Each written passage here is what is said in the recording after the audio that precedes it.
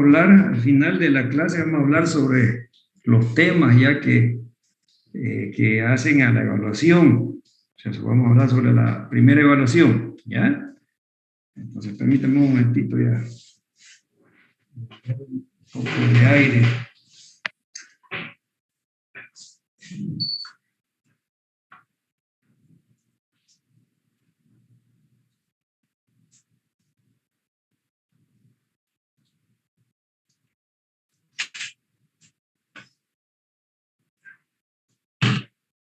Ya. Muy encerrado y hace calor acá. A pesar que está fresquito por afuera. Bien, entonces vamos a arrancar, que nos hemos atrasado unos minutitos directamente con nuestro contenido del estudio de mercado.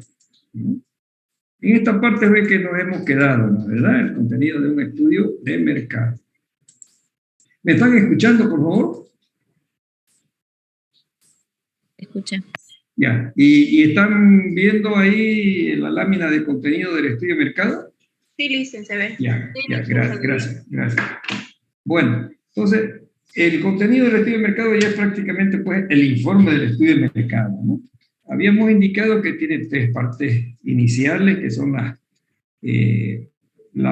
los capítulos de planificación, ¿no? Cómo va a llevar uno adelante el estudio de mercado, con sus objetivos, un objetivo general, que es lo que se pretende, determinar si hay perspectiva de mercado para un área de mercado definido, ¿sí? Eso es en términos generales. ¿Y cómo lograr ese objetivo general? Bueno, a través de los objetivos específicos que uno se define, ¿no? Vamos a analizar la demanda, la oferta, definir precios, comercialización. Con ello vamos a saber si hay o no hay perspectivas de mercado. El segundo punto es explicar la metodología que uno ha utilizado, ¿no? Y aquí utilizamos la metodología de análisis de información, por eso decimos analítica y proyección. O sea, la metodología analítica y prospectiva. Y la información que manejamos es información secundaria e información primaria. Y el tercer punto es la identificación del producto y del mercado donde va a operar el proyecto, ¿no? Con eso nos ayuda sustancialmente para hacer las estimaciones, los supuestos de proyección y los supuestos también en los cuales se van a basar las estrategias comerciales.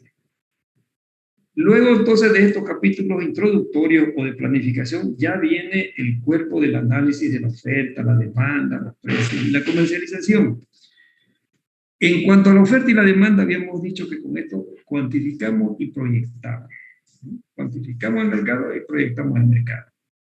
¿Sí? Y cuantificamos, proyectamos la demanda, cuantificamos y proyectamos la oferta y hacemos un balance oferta y demanda. ¿Cuál es la situación en cuanto a cuestiones cuánticas de mercado se tiene? Podemos tener 3 resultados posibles: que la demanda sea mayor que la oferta, o sea, hay una demanda insatisfecha, o que la demanda esté siendo satisfecha de una manera sobredimensionada, o sea, hay mucho más oferta, bastante más oferta que la demanda, o en punto de equilibrio prácticamente, ¿no es verdad? Que la oferta sea igual que la demanda, esté por ahí. Por eso llamamos saturada y no saturada, pero sí, la demanda está siendo satisfecha. Son 3 resultados posibles.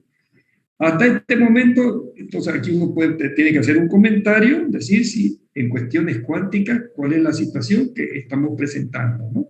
Hay una demanda insatisfecha bastante importante, interesante para el proyecto, que es importante también, digamos, tomar las adecuadas estrategias comerciales para poder asegurarse esa demanda que ha sido cuantificada y que está ahí. De la misma manera, la demanda satisfecha, por ejemplo, ¿no? El ingenio azucarero que hemos estado hablando, ¿no? El mercado del azúcar, que lo habíamos comentado, en otras palabras, el mercado boliviano. En Bolivia hay sobreoferta, ¿no? Porque hay unos 12 millones de quintales al año que se ofrecen y la demanda, el consumo interno es solamente de 8 millones. Hay 4 millones de excedentes que se están yendo a la exportación. Pero si nos interesa el mercado nacional, estamos viendo que ese mercado tiene una demanda satisfecha y saturada.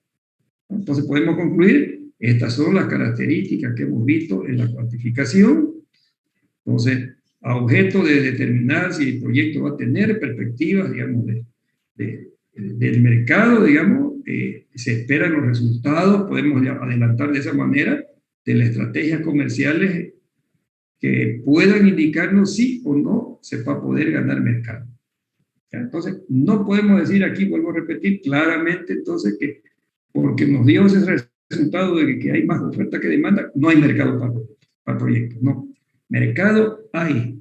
Esos 8 millones de quintales que demanda, que consume el mercado boliviano, ese es el mercado que hay que pelearlo.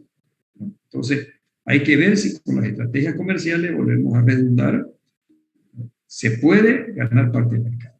Y ahí entramos entonces al punto de las estrategias comerciales, que habíamos dicho que son dos temas que hay que tomar: la definición del precio para el proyecto y otras estrategias comerciales.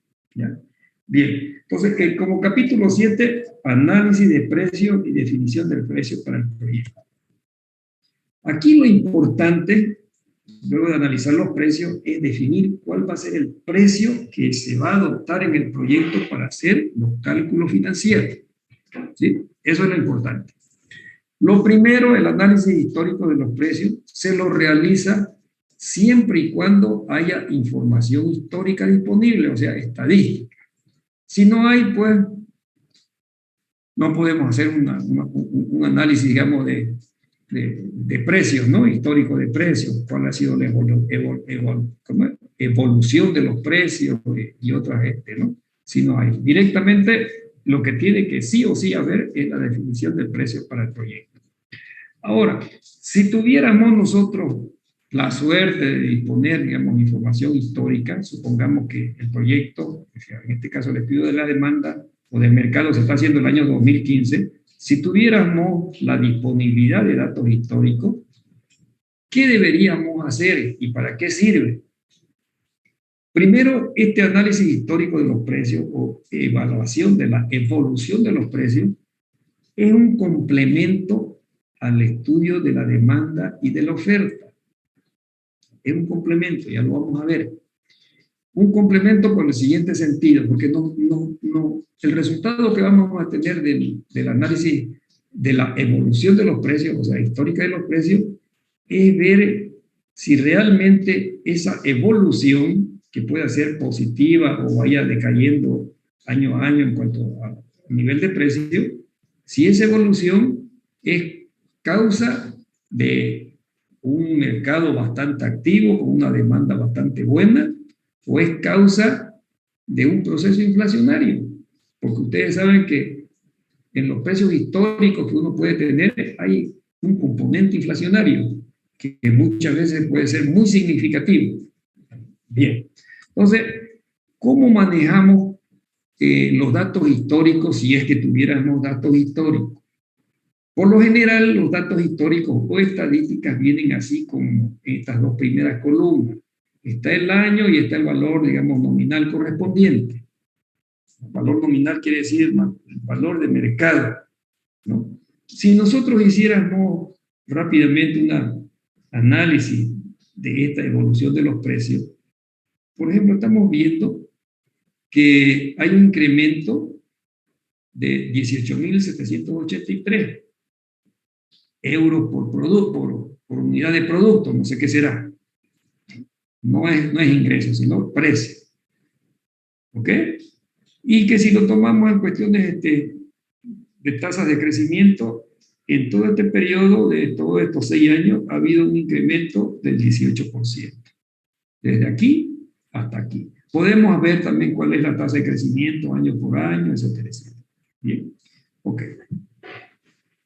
Esto nos puede estar dando una primera imagen de que los precios son interesantes año a año. Interesante quiere decir porque van creciendo, ¿no es verdad? Sí, es cierto, ¿no? No sé si ustedes comparten ese criterio que estoy diciendo, ese comentario.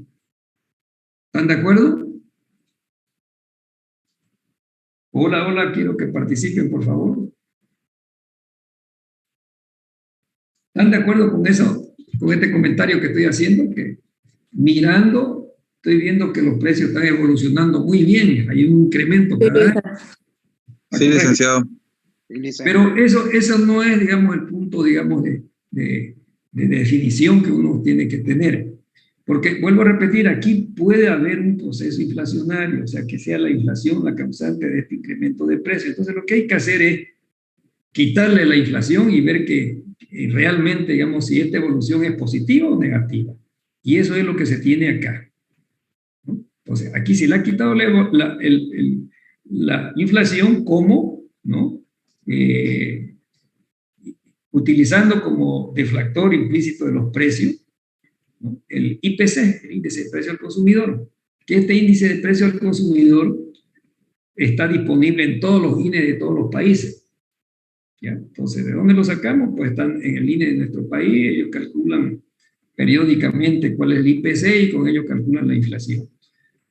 Entonces, tenemos los IPC año a año y que lo tomamos como base, digamos, de base inicial o periodo base, el primer año que tenemos.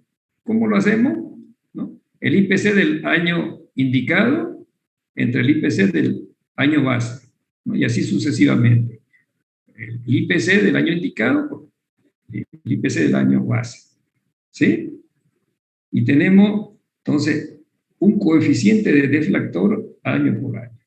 Si dividimos esto entre esto y lo multiplicamos por 100, pues vamos a... ¿no? Si lo dividimos directamente tenemos estos valores, ¿no? 100.000 entre 1 es 100.000, ¿no? 105.000 entre 1.02 es 102.000 y así. Estos son los precios reales, donde se le ha quitado ya la inflación. Mirándolos, estos resultados de los precios reales, vemos que ha habido un incremento en términos de precios reales de 10.000. También hay un incremento que es un incremento porcentual del 10.4. Ya no 18, sino de 10.4.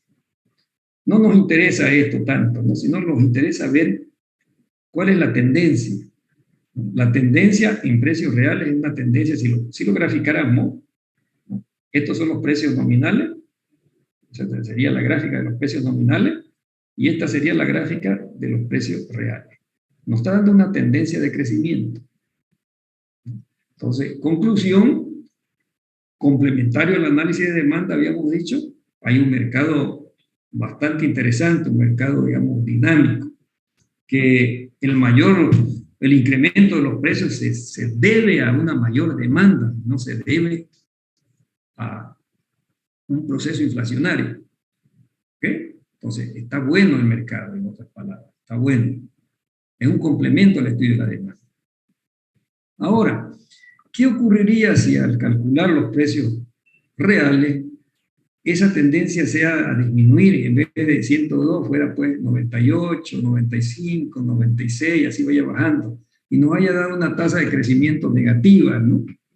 ¿Qué ocurriría entonces si, por ejemplo, graficáramos la tendencia y fuera esta, en caída?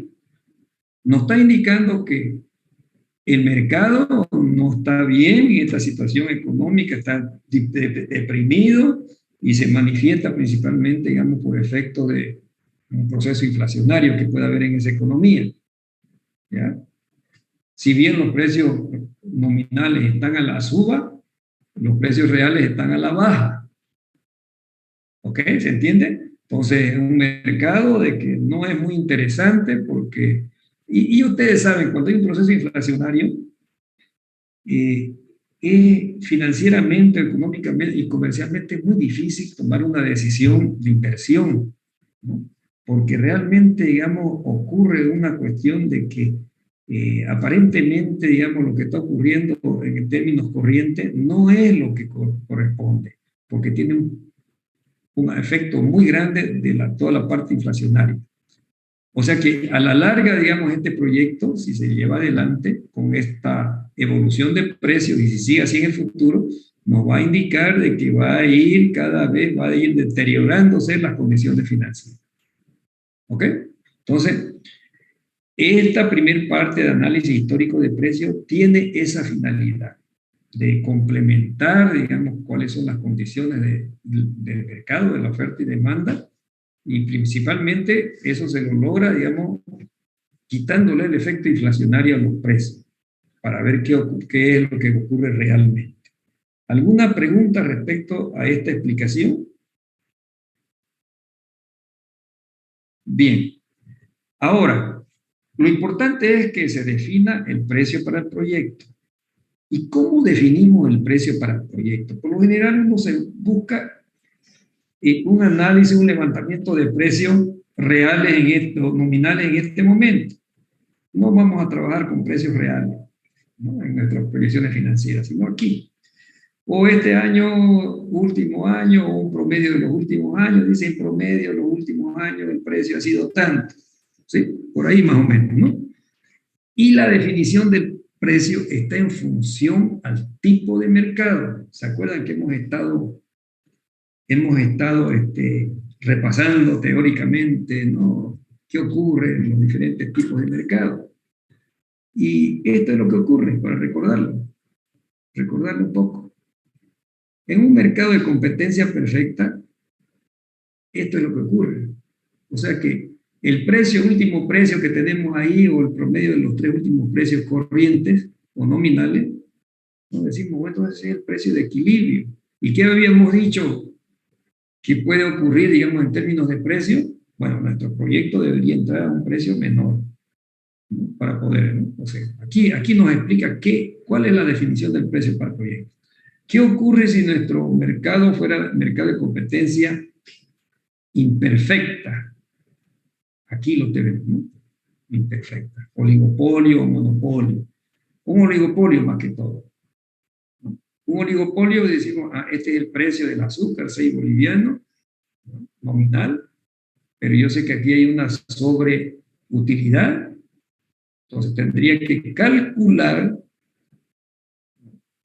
una estructura de costo y adicionarle la utilidad razonable y decir, el precio, ¿no?, de mercado, digamos, en este tipo de mercado de competencia imperfecta debería ser 5 y no 6, y entrar con ese precio, ¿no? Ya hemos hablado mucho de ello, ¿no? La guerra de precios, bajan los oligopolistas. Entonces, así se define el precio.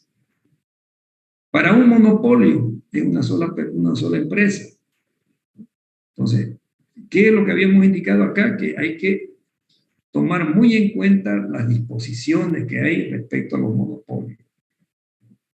En esas disposiciones, digamos, principalmente se fijan precios o se definen cuál debería ser, digamos, la utilidad razonable en algunos casos respecto, digamos, a los costos que tuvieran las empresas para fijar. Entonces, hay que definir el precio en función a la normativa vigente de control de prácticas antimonopólicas. Ahora, en un mercado de competencia monopolista, este es un mercado muy interesante, ¿verdad? Aquí las empresas tratan de diferenciar su producto y aquí el nivel de precio puede ser bastante, depende de la política de diferenciación de precios que se les puede imprimir. Uno dice, ¿por qué hay pantalones jean que cuestan 90 o 100 bolivianos, como el que tienen ustedes en el proyecto que les he dado? No sé qué grupo les toca eso. ¿Y por qué hay jeans que cuestan 100, 150 dólares? Diferenciación de precios. Bueno, habíamos ejemplificado, por ejemplo, de que cuando uno hace un estudio de mercado y está dentro de un mercado de competencia monopolista, lo primero que uno tiene que fijar es cuál es el nicho de mercado, ¿verdad? Supongamos que nuestro nicho de mercado, digamos, el mercado de tierra. Vamos a comprar y vender tierra más que todo en el Uruguay. Y definimos, digamos, la variable diferenciadora. Esto va a estar direccionado a familias con ingresos elevados. Entonces ese es nuestro nicho de mercado. Y ahí tenemos que hacer los cálculos de oferta y de demanda, ¿sí? En cuanto a los precios, también tenemos que definir ahí qué precios se están moviendo en esa faja de mercado o nicho de mercado. ¿Por qué, por ejemplo, una de las empresas cobra $1,000 el metro cuadrado, otras 1,200, otras 1,300? Anda por ahí. Entonces, por ahí ese debe ser el nivel, más o menos. Más o menos va a ser el nivel de efecto, de acuerdo al efecto diferenciador, ¿no? Yo digo, Hay unas que ofrecen canchas de golf, ofrecen, ¿cómo se llama? Participación, digamos, en un club de élite social, otros que tienen unos marcitos adentro o lagunas, ¿no? Otros que tienen, bueno, ya sabemos, ¿no? Yo me estoy refiriendo a lo que estamos viendo, digamos, en la realidad, lo que está ocurriendo en ese mercado. Entonces, nuestro proyecto va a tener tales cuestiones diferenciadoras, ¿no? Para que nosotros podamos competir en ese mercado. Sabemos que si entramos directamente sin nada, bueno, vamos a posicionarnos en 1.900 o $800 el metro cuadrado. Pero si yo trabajo, digamos, hemos definido una estrategia diferenciadora que entendemos que puede superar a las otras. Dice, en vez de 1.000 o 1.200, vamos a poner 1.500. 1.500. ¿No? Porque vamos a poner y decir, el que compre este terreno va a ser reconocido por todo el mundo, que este tiene plata y todo, ¿no? Y se le va a meter al consumidor, ¿no? Que yo vivo en esta urbanización, la de mayor élite. Cualquiera que me pregunte, voy a decir, vivo en tal, no tengo terreno en tal urbanización, y voy a pagar 1.500 o 2.000 aunque me cobre. ¿Ok? ¿Por qué, por ejemplo, un club de tenis te cobra no sé cuánto la acción? ¿Por qué otro clubcito no sé cuánto? Mi fraternidad creo son $100 el ingreso. ¿No? ¿Y por qué hay otros que te cobran 1.500? Pues que no sé cuánto es la acción de un club de tenis. Bueno, el efecto diferenciador. Por un lado, indudablemente hay una linda infraestructura, pero por el otro lado hay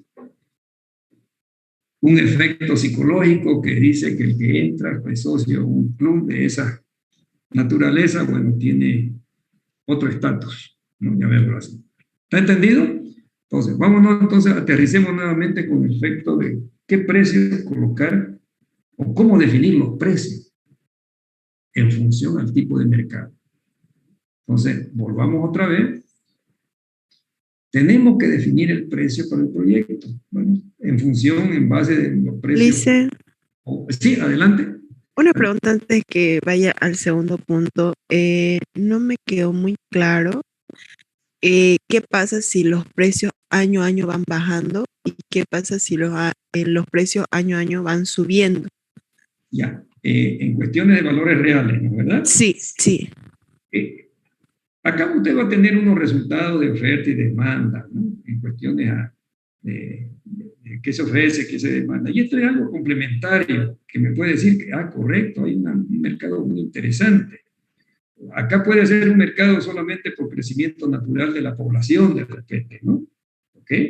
Pero cada vez eso va siendo cada vez más deprimido. Quiere decir de que de repente disminuye el consumo, etcétera. En cambio, este análisis histórico de la evolución de los precios me va a decir realmente si estos precios, no hay un espejismo en el crecimiento de estos precios. Estos precios así, por ejemplo, pueden ser un espejismo y decir, caramba, es muy interesante meterse a este negocio. Porque no se olviden, ¿no? En economía dice que los precios es la guía, ¿no? La estrella polar que nos guía a los empresarios. ¿Sí? El precio es el que guía. Cuando hay precios elevados, entra, ¿no? Da, digamos, opciones de decir, esto es interesante. Bueno, ¿qué ocurre si al hacer, digamos, el trabajo de transformar estos precios nominales a precios reales, hubiera la situación de que más bien aquí se va viendo un precio deteriorado, o sea que va, digamos, con tasas menores, o sea, negativas, ¿no? Aquí 100, acá 90, acá 80, aquí 70, así que, ¿no? Y nos va a dar tasas negativas. Nos está diciendo que en esta economía hay un efecto inflacionario, ¿no? Que realmente cuando hay una inflación así grande que se manifiesta, digamos, en los precios, indudablemente la inflación se manifiesta en los precios, que esa economía no está bien, no está bueno invertir, o sea que el que invierte, digamos, tiene que pensarla muchas veces, ¿no? Realmente, ¿no? Hay que ver, digamos, en este caso, digamos, cuáles son las perspectivas futuras. Muy bien, digamos, hacer todo un análisis de las perspectivas futuras que puedan haber. Esto de aquí. este punto 9, políticas económicas, ¿no? Perspectiva futura, ¿no? Porque en un periodo de proceso inflacionario, la definición, digamos, de los agentes económicos, digamos, para definir, digamos, hacer negocio, es muy complicada y muy riesgosa, ¿sí? Muy complicada, muy riesgosa. Nosotros tuvimos un periodo de los años 80, ¿no? La Argentina tuvo varios periodos y ahora en este momento sigue. Entonces, eso nos hace ver de que realmente uno puede tomarlo con cautela, digamos, esa situación de mercado, a pesar de que ha visto, digamos, un mercado de crecimiento, que el mercado de crecimiento vuelva a hacer hincapié de que puede ser un mercado, digamos, por cuestiones, digamos, naturales de crecimiento de la población. Pero en efectos financieros reales para la empresa, porque aquí estamos definiendo precios, sus ingresos van a estar deteriorados cada año. Esa es la situación, digamos, esa. Pero esos son casos, digamos, bien particulares, específicos, y ocurren esas situaciones de economía que están bajo esa situación económica, ¿no? Con una inflación bastante elevada. Pero en economías que tienen la inflación, digamos, controlada, ¿no? Un promedio controlado de la inflación, se da este caso, ¿no? Por ejemplo, aquí hay un crecimiento, digamos, de precios nominales que también se repite o se refleja en los precios reales, ¿no? Aquí hay una economía que en este mercado, digamos, está viendo de que realmente el incremento de precios que se está viendo es un incremento debido a una demanda activa, ¿no? Aparte de lo que es crecimiento poblacional, pues hay un poder de compra mayor, ¿sí? No sé si digamos, he sido un poquito claro. Vuelvo a repetir, nada más es para tener una mayor radiografía de lo que ocurre en una economía y nos ayuda a tomar la decisión, digamos, de fijaciones de precios y de decir si este proyecto es bueno o este proyecto es malo. ¿Okay? Bien, entonces, de esa manera, digamos, fijamos los precios. No sé si hay alguna pregunta, siguen habiendo algunas dudas ahí, algún comentario.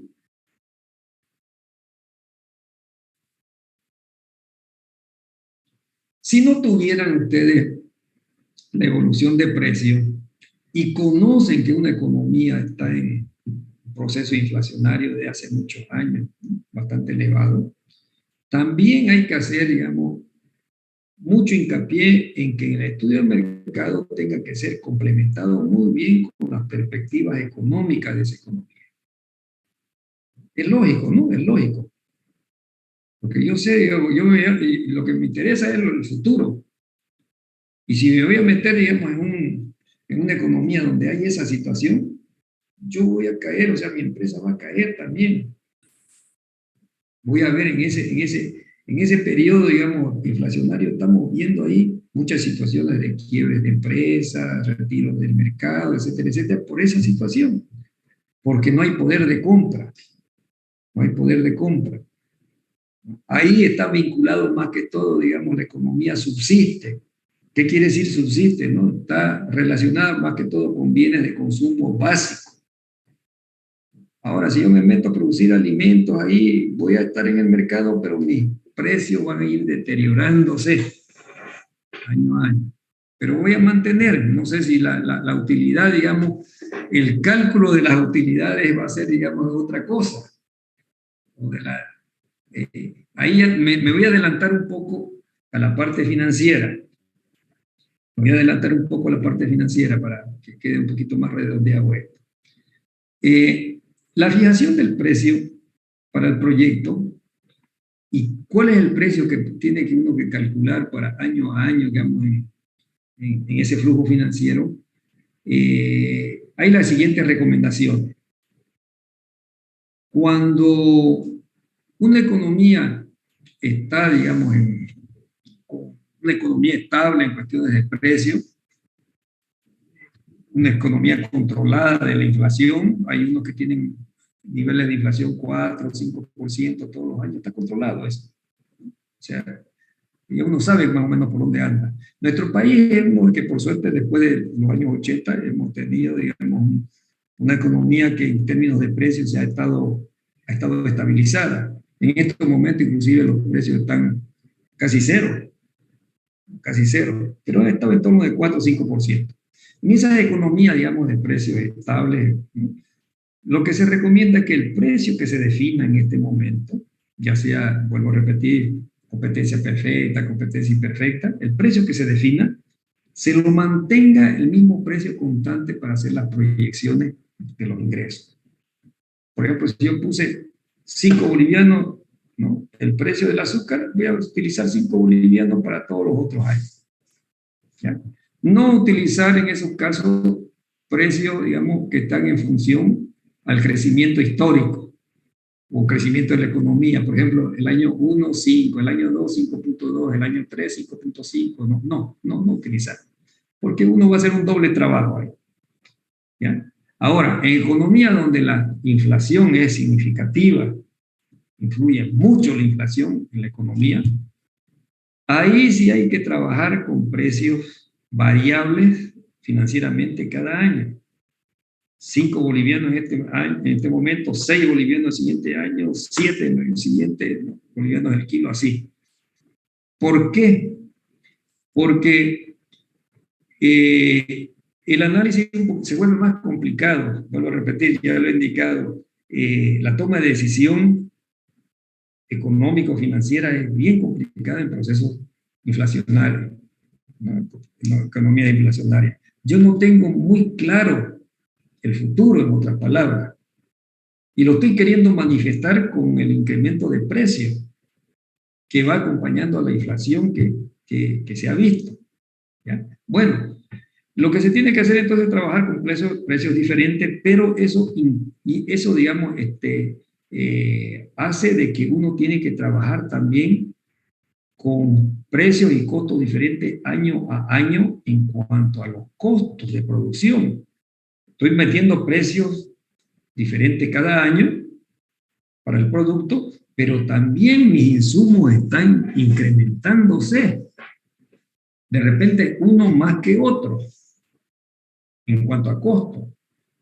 En resumen, voy a poner en mi resultado financiero un flujo de ingresos, una determinada tasa, y mi flujo de costo, que son diferentes componentes. Voy a ver cómo afecta la inflación en cada uno de ellos. De repente mi producto es importado y la inflación que tenemos en el país es una inflación importada. Quiere decir que es lógico pensar que, digamos, los insumos cada vez son más caros ahí. Y de repente en vez de 10% o 20% de incremento es 40% para ese ítem.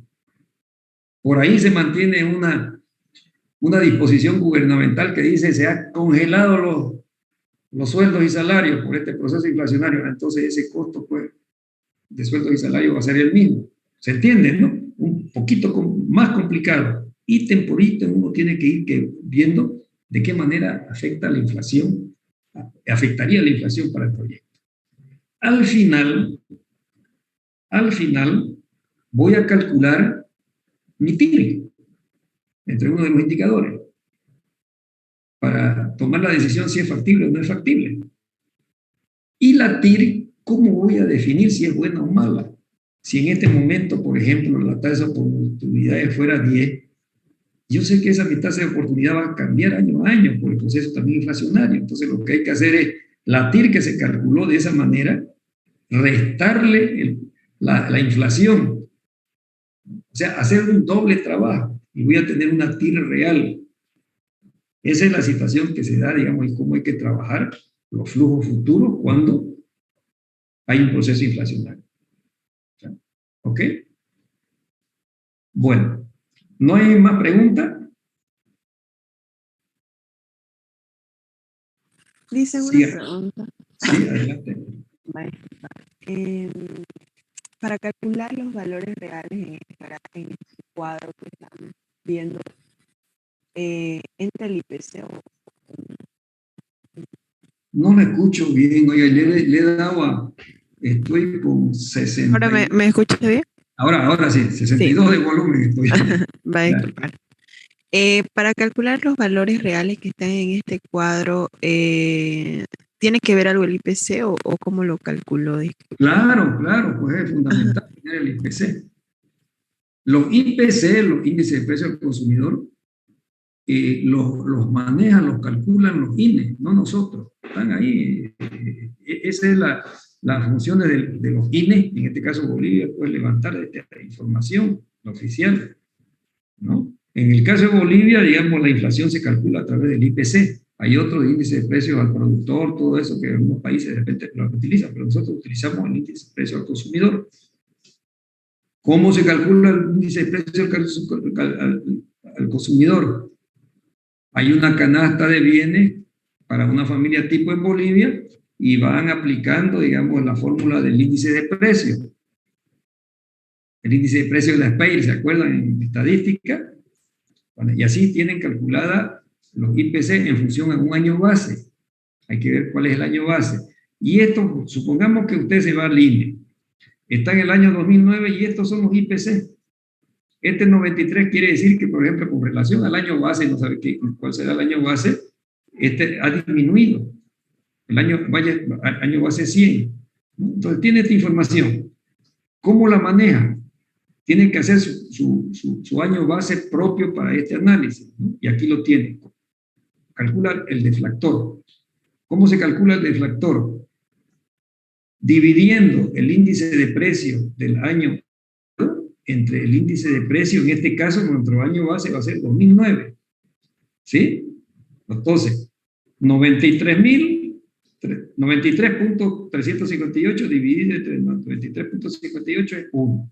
Para el siguiente año, 96.148 dividido 93.300 es 1.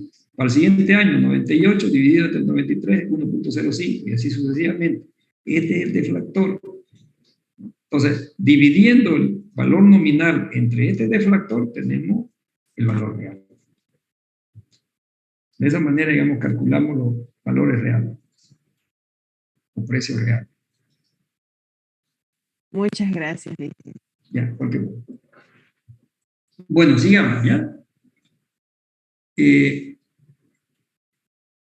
Habíamos dicho que en las estrategias comerciales tenemos el precio, que lo estamos hablando separadamente, y otras estrategias comerciales, que vuelvo a repetir, depende del tipo de producto y el tipo de mercado, ¿no? Eso hemos repasado teóricamente. Pero, ¿cómo nos movemos en un proyecto? ¿Cómo definimos las estrategias comerciales? Lo primero que tenemos que hacer, lo primero que tenemos que hacer es tener una radiografía de cómo se distribuye el producto en el mercado, ¿no? Y en esa radiografía quiere decir salir a investigar y ver qué es lo que está ocurriendo, por ejemplo, en canales de distribución.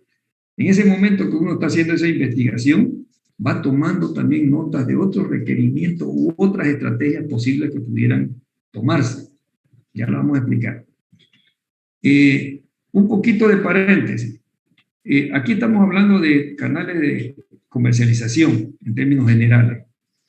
Y este método que estamos utilizando, digamos, de estudio de mercado, se lo aplica tanto para el producto como para la materia prima, ¿no? ¿Verdad? Siempre hemos estado indicando eso. Entonces, cuando estamos hablando del estudio de mercado del producto, por ejemplo, el azúcar, estamos hablando de canales de comercialización o distribución. Si estamos hablando del mercado de la materia prima, por ejemplo, la caña de azúcar, estamos hablando de canales de abastecimiento, ¿no? Abastecimiento. Lo único que le cambiamos es el tipo, y lo vemos desde el punto de vista de abastecimiento. Bueno, entonces lo primero que tenemos que hacer es ver en el mercado que nos interesa, por ejemplo, el mercado del azúcar, ¿qué están haciendo las otras empresas en términos de distribución del producto? O sea, tener la radiografía de los canales de distribución que se utilizan, ¿ya? Eso es lo primero. Identificar los canales de comercialización que utiliza la oferta actual, la competencia.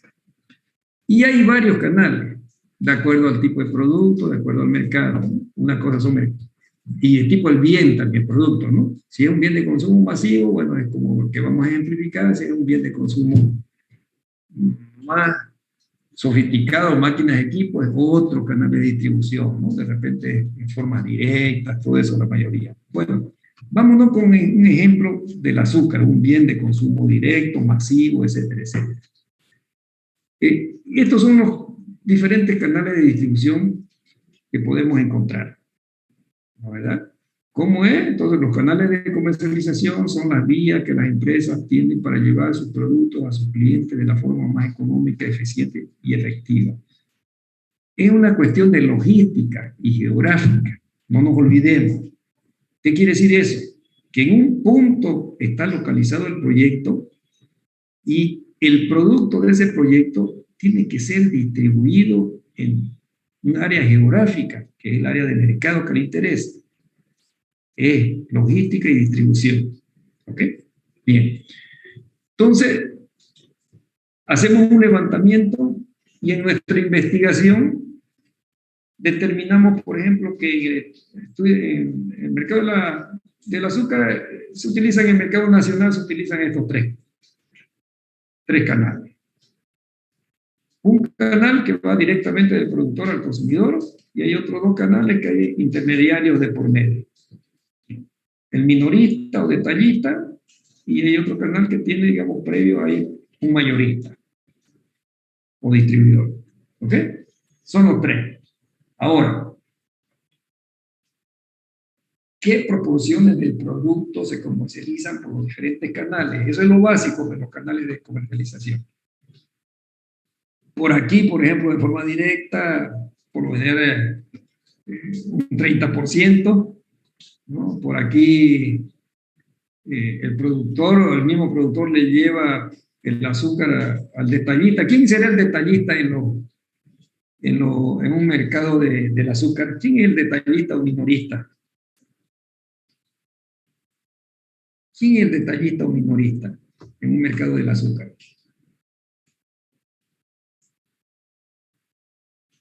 Las tiendas, los mercados, ¿no? ¿Verdad? Esos son los detallistas. Las tiendas de barrio, los supermercados, esos son los detallistas. Y el distribuidor en este mercado, digamos, el distribuidor o mayorista, en este mercado hay, ¿no? Hay algunos que han armado su empresa, tienen almacenes y tienen carros repartidores, ¿no? De esa manera, ¿no? O sea, que le ayudan al ingenio azucarero, ¿no? Para estocar, producen, estocan, viene el mayorista y los se llevan a su almacén y ellos se encargan de comercializar también. ¿Ok? Entonces, esta es la estructura en cuanto a canales de distribución. Por aquí fluiría, por ejemplo, un 30% en las investigaciones, por aquí un 20% y por aquí un 50%. ¿Ya? Aparte de ello, se precisa conocer los márgenes de comercialización. ¿Cuánto le queda a cada uno de estos agentes de la comercialización como utilidad?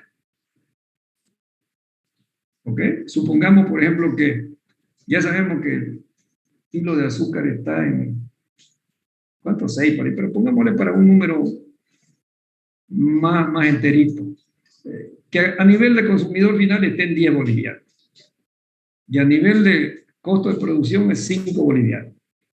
Entonces, el margen de comercialización que le va a quedar al productor aquí es 10 menos 5, 5. ¿Verdad? El producto va a estar al mismo precio, ¿no? Por eso es, digamos, que hacen que las empresas tratan de tener sus propios canales de distribución para, ya saben ustedes, ¿no? Para tener control en el mercado, que no, los intermediarios no hagan uso y desuso del precio, ¿no? Que no fijen ellos los precios. ¿Ok? Por este otro canal, por ejemplo, el productor se lo da a 9 bolivianos y esta tienda, esta pulpería lo vende a 10. Aquí tiene un margen de comercialización de 1 y este se queda con ¿cuánto? 9 menos, con 9, ¿no? Con 9. Ah, no, con 5, ¿no? ¿Cuánto es? 5 la parte de producción, ¿no? ¿Verdad? Se queda con el resto. ¿Sí? Este se queda con 1. Y así sucesivamente. Por ejemplo, este le da a determinado precio. ¿no? Le da por decirle a 8, ¿no? Y este se lo pasa a 9, este tiene 1 y este tiene 1 de margen. Por lo general este tiene siempre un poquito más. Entonces, ese es el margen de comercialización.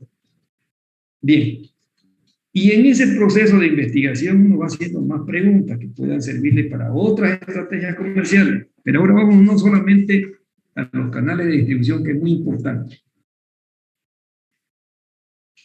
Una vez uno tiene esa radiografía básica de cuáles son los canales de distribución, cuáles son, cómo fluye, qué volúmenes o porcentajes fluye por cada uno de estos canales y cuál es su margen de comercialización, se define cuál es el canal de comercialización que va, o canales que va a utilizar el proyecto. ¿Ya? Que va a utilizar el proyecto. Supongamos que este proyectito está en estas condiciones. Recordamos, hay una demanda saturada, satisfecha y saturada, ¿no? En el mercado del azúcar.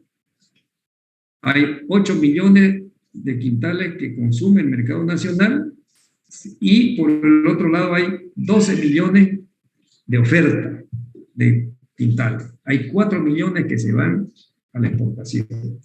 Pero el mercado nacional está completamente saturado. ¿Sí? Y estamos haciendo el estudio de mercado para un nuevo ingenio azucarero.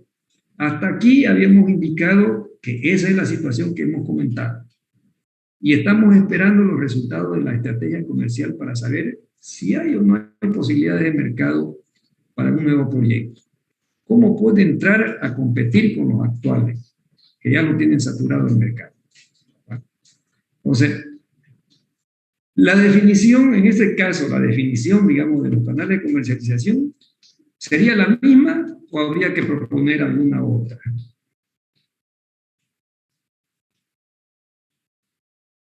Yo creo que de entrada uno tendría que decir, tengo que hacer algo diferente, ¿no? Tendría que hacer algo diferente a lo que actualmente tienen, porque si no, si sigo haciendo lo mismo, no voy a tener, digamos, posibilidad de entrar al mercado. ¿Por qué? Porque ya ellos están adentro. ¿Quién es el principal actor? ¿Qué nos interesa en estas características de este bien? Habíamos dicho que es masivo. ¿Qué quiere decir masivo?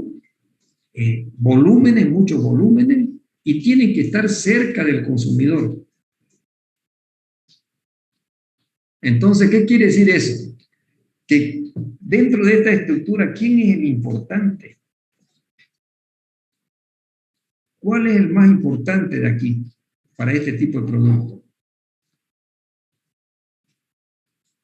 ¿Será el consumidor?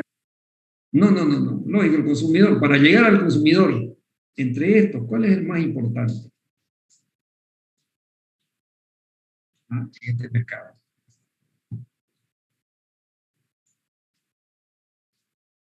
El minorista, pues, el detallista, la pulpería, los supermercados, ¿no? ¿Verdad? Porque el azúcar tiene que estar a mano en todo el territorio, digamos, supongamos que es Santa Cruz.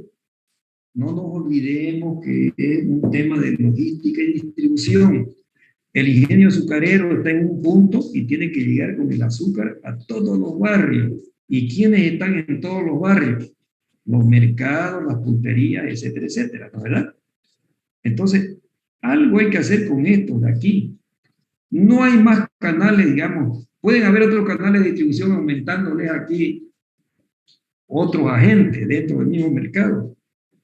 Pero lo importante es el último que está, ¿no?, en contacto con este consumidor.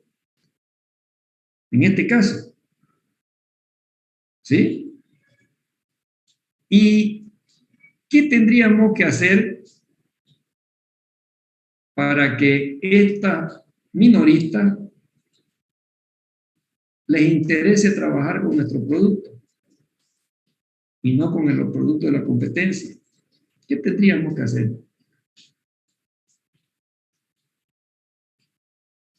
Ofrecerle precios o ofertas donde el detallista pueda tener un mayor margen de ganancias. Exacto, ¿no? Ok, ¿no? Decirle, oiga, esta es la estructura, nosotros vamos a seguir con estos canales de distribución, pero esto se puede modificar, ¿no? Se puede modificar, ¿no? Darle un poquito más de margen al detallista, así va a tener interés, ¿no? Lógico que al cabo de cierto tiempo, los otros que están en la competencia no se van a quedar atrás y de repente hacen lo mismo y algo mejor. Pero el tema es que ya entró el proyecto, ya entró, digamos, el nuevo proyecto al mercado, ¿sí? O de repente decir, no, nos quedamos solamente con estos dos y no vamos a trabajar con distribuidores mayoristas. ¿Okay? Pero aquí sí hay que mejorar. ¿Ok? Acordémonos que estas decisiones, digamos, de la parte comercial afectan al diseño del proyecto y a los resultados financieros. Por ejemplo, si decimos, vamos a trabajar solamente con estos dos canales, nos vamos a encargar nosotros de, con nuestros propios camiones, ir y distribuirlo. Y así un mayor margen puede quedar en manos de la empresa. Pero esa decisión, ¿qué conlleva? ¿Qué hacían estos otros? Estos ponían sus carros y ponían sus almacenes. Entonces, yo voy a precisar ampliar aquí en mi diseño, tener unos almacenes de mayor capacidad e invertir en carros o alquilar, con lo que sea. Voy a tener mayores inversiones, voy a tener costos de por medio, costos implícitos a la inversión y costos, digamos, directos de operación, como choferes, gasolina, todo eso. Todo eso influye en los resultados financieros. Pero vamos a la parte comercial, la estrategia comercial, entonces por ahí. Algo diferente tenemos que hacer a lo que estaban actualmente, ¿no? Para ganar. Y en ese proceso de investigación se puede investigar varias otras estrategias que podrían incluirse. De repente, por ejemplo, aquí hay un pago inmediato. O sea que el productor le está pidiendo, te entrego el producto y me pagas en este momento, ¿no? Se ha determinado eso y alguno dice, nosotros vamos a poner una política de crédito. Vamos a entregar el producto y a los 30 días recién nos va a cancelar, ¿no? Puede ser, ¿no? Esas son las estrategias comunes. O puede haber una estrategia inclusive de, bueno, ya ustedes van de mayores a los mayores, digamos, productores o clientes, digamos, darle alguna rebaja, todo eso. Pero esa política de estrategia influye en los resultados financieros. Influye. Si yo estoy diciendo voy a aplicar una política de crédito, ¿qué es lo que estoy diciendo? Tengo que tener liquidez por lo que voy a dar de crédito, ¿no? Para poder aguantar, digamos, esos costos que he incurrido, porque recién el ingreso va a ser de aquí a 30 días. Entonces hay que calcular un capital de operaciones correspondiente a créditos por venta. O sea, las decisiones, vuelvo a repetir, de tipo comercial, el estudio de mercado en su conjunto es muy importante porque define aspectos de inversiones, aspectos de ingresos, aspectos de costos. ¿Ok? Bien. O pueden hacerse cualquier otra estrategia comercial que uno ha visto. Mejoramiento de las tiendas, no sé qué cositas más por ahí. Pero estamos hablando de un solo producto, ¿no? Hay que ver qué tipo de producto uno tiene para definir, digamos, las estrategias comerciales. En conclusión, en este caso, por ejemplo, hay que ser bien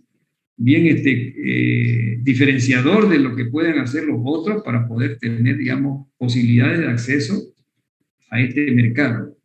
Aunque sea una demanda insatisfecha, haya mayor demanda en número que oferta, también hay que tomar definiciones respecto a estrategias comerciales, de esta que tenemos acá. Bien, ¿alguna pregunta? Sí, dicen, ¿a qué se refiere con broker? Disculpe, en el canal broker.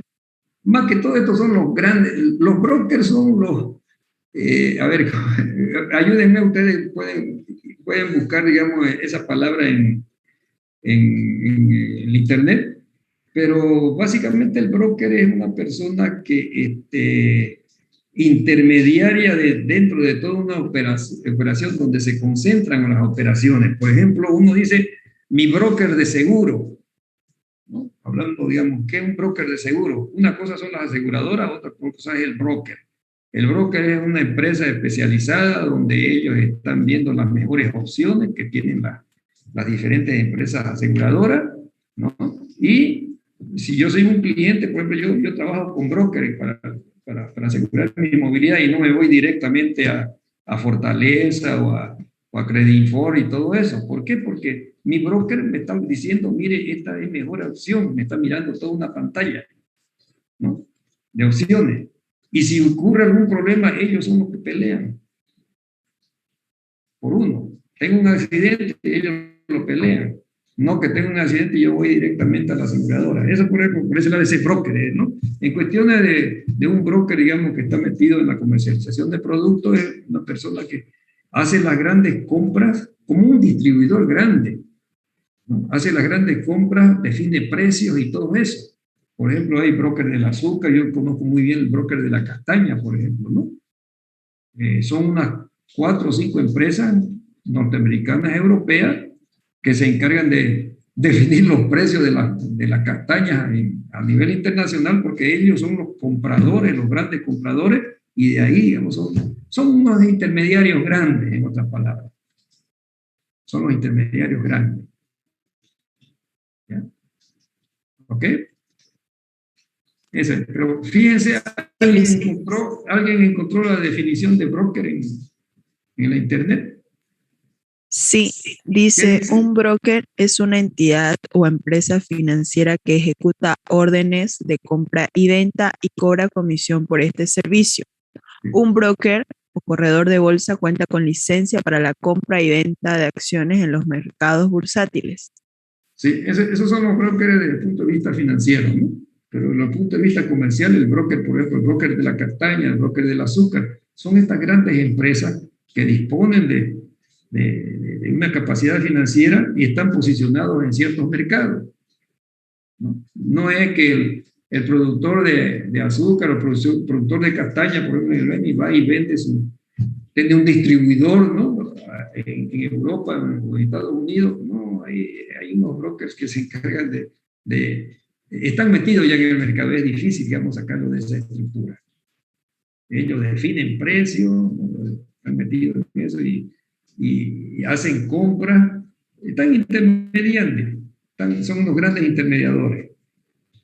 Bien, sigamos, porque estoy en lo último y estoy apresurado, que nos faltan varias cositas para comentar, pero aquí terminamos en cuestiones de avance de esta parte. Nos va a faltar una última parte de recopilación, eso lo hacemos en una clase. El capítulo 9, políticas económicas, disposiciones específicas, en algunos casos, algunos proyectos lo tienen, otros no, ¿no? Otros no, ¿por qué? Porque está clara, digamos, la situación, pero por ejemplo, donde hay que ser cuidadoso de tomar en cuenta algunas disposiciones específicas, por ejemplo, cuando uno está en productos tipos alimenticios, pues hay que cumplir normas, ¿no? De repente, un proyecto de tipo de producción de medicinas, ¿no? Algo así, fármacos ahí, bueno, tiene que tomar muy en cuenta. O soy un importador de fármacos, por ejemplo, un gran importador, tengo que tomar muy en cuenta qué disposiciones se tienen que tomar, ¿no? ¿Qué es lo que hay que hacer, ¿no? Porque toda esta información tiene que estar disponible acá para cuando se diseñe el proyecto. Habíamos hablado, por ejemplo, cuando hay, digamos, procesos, digamos, inflacionarios, ¿no? ¿Cuál es la política económica del país? Resumidito, no todo un diagnóstico que me llene muchas páginas, sino bien resumido, decir cómo está la economía, cuáles son las proyecciones que se tienen. ¿Ok? Algunos tienen, otros no, que no necesitan, no tienen este capítulo. Y llegamos a las conclusiones y recomendaciones. Y las conclusiones y recomendaciones es al objetivo general. El objetivo general es, ¿hay o no hay perspectivas de mercado para el proyecto? Y aquí sí decimos, ¿hay o no hay? No lo decimos aquí. siempre hemos dicho, aquí no debemos decir que hay o no hay perspectivas de mercado, sino que leemos los resultados de los números del balance de oferta y la demanda. En este punto que ya hemos visto, si con la estrategia comercial podemos tener posibilidades, decimos, ¿hay o no hay mercado para el proyecto? Más allá de eso, se dice, bueno, ¿y cuál es la demanda dirigida al proyecto?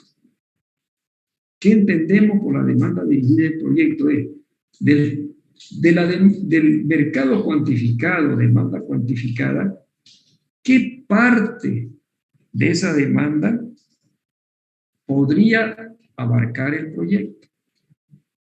¿Ya? Esa es la demanda dirigida al proyecto. Por ejemplo, volvemos al mercado del azúcar. Decíamos que hay 8 millones saturados, pero con estas estrategias comerciales que hemos definido, podemos ganar un 10, un 15% de ese mercado. Esa es la demanda dirigida. Supongamos que sea un 10%. ¿Cuánto es el 10% de 8 millones?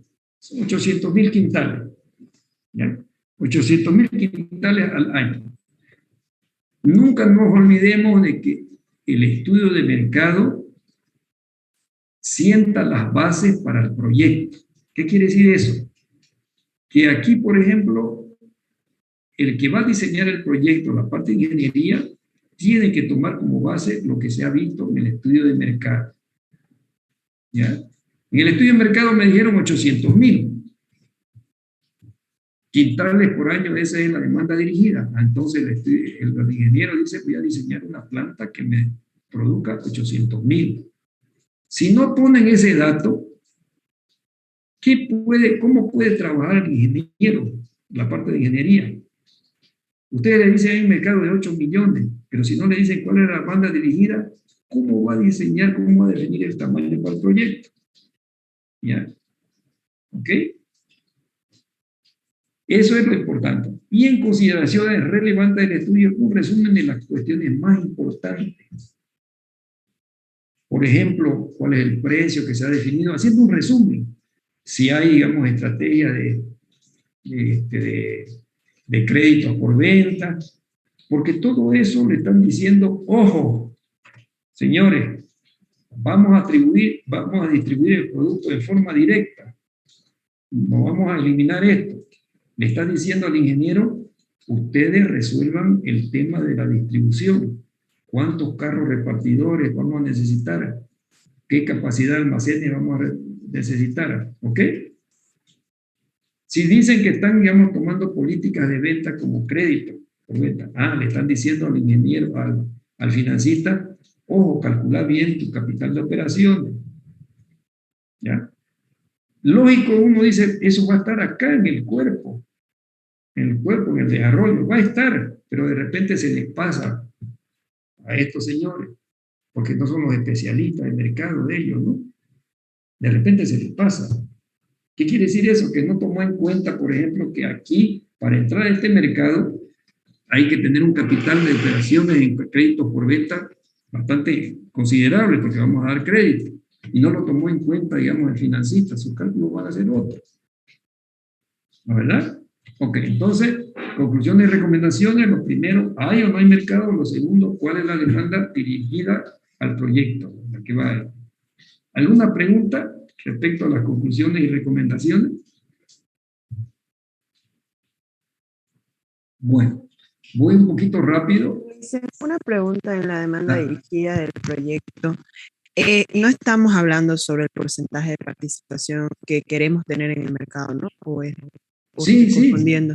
Sí, eso es exactamente la porcentaje de participación. Por ejemplo, aquí puede ser que en la demanda insatisfecha sea un mercado grandísimo, millones de no sé qué productos, demanda insatisfecha, hay mucha demanda insatisfecha. Si no le damos aproximadamente aquí, esto hay que trabajar un poco en conjunto con la parte técnica, es decir, bueno, mira, aquí son millones de toneladas de este producto que está requiriendo el mercado y que necesita. Entonces, el ingeniero, yo digo el ingeniero porque es el que tiene que definir los aspectos técnicos como el tamaño principalmente. ¿Qué tamaño va a definir para eso? de repente no hay una planta, la más grande en escala de producción, que produzca toda esa cantidad. Entonces uno tiene que decir, bueno, de este mercado tan grande que hay para nuestro proyecto, ¿no?, podríamos cubrirlo con estas condiciones de la planta máxima en escala que podríamos tener, y esta sería la demanda dirigida. ¿Sí? Esa sería la demanda dirigida al proyecto. Pero el dato tiene que salir de acá del mercado. ¿Bien? Y creo que es la última pregunta del cuestionario, ¿no? ¿Qué entiende por demanda dirigida al proyecto? Creo que, ¿no? Bueno, vamos rápido ya. Nos falta un temita que en una clase de lunes la estamos terminando, esta parte de mercado, pero para ir ya ganando tiempo, vamos a presentarles a ustedes el programa de evaluación. ¿Lo están viendo? Programa de exposiciones. Sí, licenciado. Bueno, la primera evaluación va a estar relacionada con específicamente, digamos, de lo que tenemos, que hemos avanzado con el mercado del producto y el mercado de la materia prima. Estudio de mercado con algunos, digamos, estudio de la materia prima, ¿ya? Pero eso es un estudio de mercado de la materia prima. El primer cuestionario, que hoy día ya deberían haberlo contestado, ¿no?, con las dos últimas preguntas que hoy día explicamos. Hoy día explicamos, por ejemplo, creo que son canales de distribución, ¿qué entiende por canales de distribución? Y ¿qué entiende por demanda dirigida al proyecto, ¿no? Entonces, el primer cuestionario, tiene en la presentación del informe escrito, es hasta el día miércoles 24, hasta, ¿no? Quiere decir que pueden enviármelo antes, y hasta mediodía de este día, que es domingo, no es miércoles, disculpe. Uy, aquí está mal. Es domingo, ¿no? Fíjense, por favor. Sí, 24 es domingo. Domingo. Ya. Domingo 24. Ahora sí. Hasta el domingo 24 a mediodía. ¿Ya? Porque yo tengo que bajarlo y evaluarlo, porque el día lunes, y aquí también, 8:30, estamos evaluándolo, ese trabajo. A ver, vamos por orden. Entonces, la presentación hasta el domingo 24, hasta mediodía, antes pueden hacerlo, no después porque disminuye la nota. Me lo van a enviar a este correo. ¿Ya? ¿Y cómo me lo van a enviar? Que el trabajo esté en formato Word, ¿no? Porque yo tengo que hacer mis comentarios, trabajar sobre el mismo documento. No me lo envíen en PDF, no me lo envíen en formato Google. ¿Ya? Formato Word. Si me lo van a enviar en formato Google, ustedes, si han trabajado en Google, ustedes transfórmenlo a Word y mándenmelo en Word. ¿Ya? ¿Por qué? Bueno, yo voy a tener más o menos unos 24 trabajos para ese día. No solamente de ustedes, de otro grupo. ¿Ya? Y muchas veces, por me lo mandan en Google, tengo algunos problemas para transformarlo al Word. Mándenmelo en Word. Letra Arial 12, parador delineado, identificando a los alumnos del grupo que trabajaron. ¿Ya? O sea, una carátula donde me pongan los que trabajaron. Los que no trabajaron no lo coloquen. No se hagan mala sangre. ¿Ya? Y eso habíamos hablado, digamos, en las primeras clases, que los que no trabajaron tienen una nota de 0. Si lo ponen ustedes ahí por compañerismo, háganlo a esos compañeros que, aparte que han hecho el favor de incluirlo, que lo estudien, porque en la evaluación oral de repente les toca a ellos que ser los representantes, y ahí la nota baja, ¿ya? Entonces, vuelvo a repetirle, en la carátula identifican a los alumnos del grupo que trabajaron, y en referencia del correo, ¿no ve que tiene ahí referencia o asunto? Creo que dice, ¿no? Ahí pónganme el número de grupo y el número de la carrera. No me pongo solamente eso, ¿ya? Póngame grupo 1, ingeniería comercial. Nada más en la referencia. Por favor, tomen nota de eso. Tengo 24 trabajos que voy a recibir ese día. Entonces, para que no me confunda, yo sepa de dónde venga, de dónde viene. Realizar un solo envío. Uno. Tomen muy en cuenta, por favor, esto. Hace parte de la nota también el cumplimiento de esto, que es una cuestión muy sencilla, hay que tomar en cuenta nada más. Me han enviado 2 o 3 veces, a veces, imagínense, son 24 trabajos que voy a recibir, más si me lo duplican o triplican, se va aumentando. ¿Ya? Y además yo no sé con cuál de ellos voy a trabajar, si me mandan 3. Yo lo que hago es agarro el primero que me enviaron, el primero que me enviaron. Los otros no lo tomo en cuenta. Pero en su conjunto hace parte de las notas. Si hay incumplimiento, digamos, se va a reflejar en las notas, ¿ya? ¿Está clarito? Con respecto al envío. Dicen en el asunto el grupo de la materia o el grupo o el número de grupo de uno. No, número de grupo. Número de grupo, ¿ya? Identificar el número de grupo. Y la carrera, no la materia. Porque ahí no me ayuda a identificar. Lo estamos corrigiendo con esta observación. Ahora, la evaluación va a ser el lunes 25 a partir de las 8:30. 8:30. ¿Ya?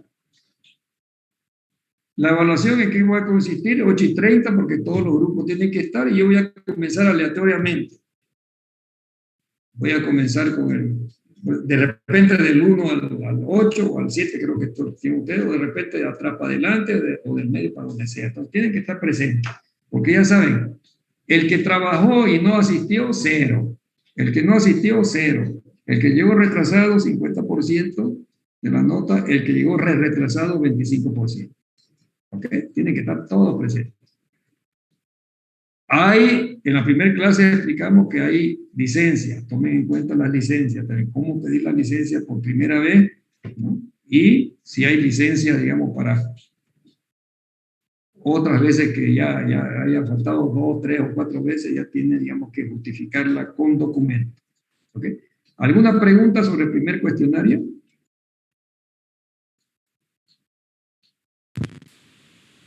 Bien. Sí, dicen, ¿la evaluación oral va a ser presencial o virtual? No, virtual, todo virtual. Todo virtual. Ok. Tiene razón. Todo virtual. O sea, porque yo le dije que siempre yo llevo muy bien esta materia en forma virtual. Forma virtual. Bueno, el trabajo práctico. Entonces, ese proyecto que ustedes ya tienen en mano. El trabajo práctico tiene esta distribución de temas. Creo que tenemos 7 grupos, pero yo de todas maneras le he puesto el 8. Los temas son el estudio del mercado del producto para los grupos impares y el estudio de la materia prima o mercado de la materia prima para los grupos pares. Pero yo les había indicado en un inicio, cuando les hice la entrega de los trabajos, la recomendación, léanlo o ojéenlo todo el proyecto. Y después abóquense en esta primera parte a leer el mercado del producto y el mercado de la materia prima. Solamente eso. Aunque a este grupo 1, por ejemplo, le toca el mercado del producto, también tienen que leer el estudio de materia prima. Leer también porque tienen que sacar preguntas de ahí. Ya vamos a presentar eso. ¿Ok? Pero indudablemente es lógico pensar que tiene que darle más profundidad de análisis al estudio de mercado, este grupo 1. El grupo 2 tiene que darle más profundidad de análisis a la materia prima, pero también tiene que haber leído el estudio del producto. ¿Ok? Las fechas son estas, que están establecidas. Ahora estamos en 13. Sí, 13. Y de aquí a 10 días el 23, a 15 días es esta exposición. Pero fíjense que ya tienen que estar trabajando porque esto es hasta el 24. No terminen el primer cuestionario, esperar terminar el primer cuestionario para seguir con la segunda parte, con esta parte. El lunes es el control oral y el miércoles y el 27 de abril, el 25 es el lunes, el 27 ya es día miércoles, de ahí partimos con las exposiciones de los trabajos. Bien. ¿En qué consisten las exposiciones? El grupo expositor, por ejemplo, comienzo a las 8:30 con el grupo 1. ¿Ya? Él es el grupo expositor del tema del estudio de mercado. Va a exponer máximo 15 minutos con un PowerPoint, mínimo un PowerPoint si quieren. Van a exponer el tema, nada más que el tema del estudio de mercado, tal como lo han leído del proyecto. Resumidito, bien ejecutivo, ¿no es verdad? Resumido de forma ejecutiva. Todo esto vamos a seguir hablando y explicando después, si hay dudas. Ahorita estoy en forma general explicando porque hay poco tiempo. Ya tenemos 4 minutos nomás que nos quedan. ¿Okay? 15 minutos voy a exponer el tema. Terminan los 15 minutos, no más, presentan su evaluación. Nos presentaron el tema para que todos entendamos y sepamos qué es lo que han hecho ustedes, y ahí viene la evaluación. Lo hicieron bien, lo hicieron mal, aplicando conocimientos adquiridos. ¿Qué le faltó? ¿Cómo debían haber hecho? Etcétera, etcétera.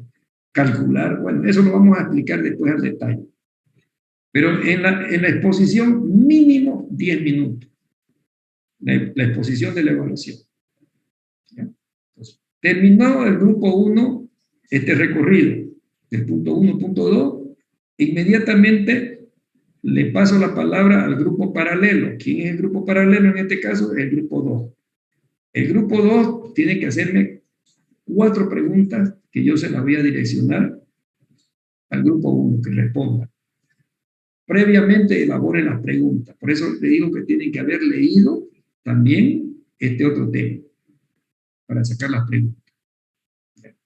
Entonces se vienen con sus preguntas ya elaboradas y yo la direcciono a los componentes del grupo 1. Todos van a participar, en este caso, del grupo 1. Terminamos con el grupo 1, seguimos con el grupo 2 en el mismo día. Y el grupo 2 en ese caso ya se vuelve el grupo expositor y el grupo 1 el grupo paralelo. Lo mismo. Me expone en 15 minutos lo que hay en el trabajo y no mínimo 10 minutos la evaluación que nos han presentado. Y ahí vienen las preguntas. 4 por parte del grupo paralelo y yo también voy a elaborar las preguntas, ¿no? Todos van a participar.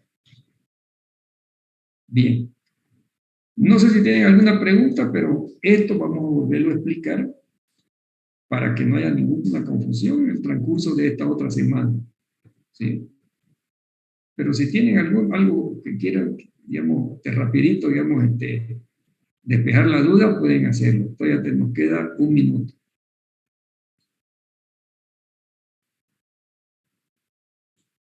Bien. Entonces, ya conocen su tema. Estas láminas que les estoy mostrando, y yo la voy a tirar una revisadita a ver si no hay errores como que vi aquí, ¿no? Y se lo voy a hacer llegar en el transcurso de, no sé, de ahora o de repente de estos días, ya, de estos días, ¿no? Porque estos días digo porque ya comenzamos de mañana, digamos, en la tarde ya no hay clase ni el día viernes, ¿no? Okay, pero lo van a tener a mano ahí en el grupo WhatsApp, se lo voy a pasar. Bien, ¿alguna pregunta? Ya conocen sus temas, entonces.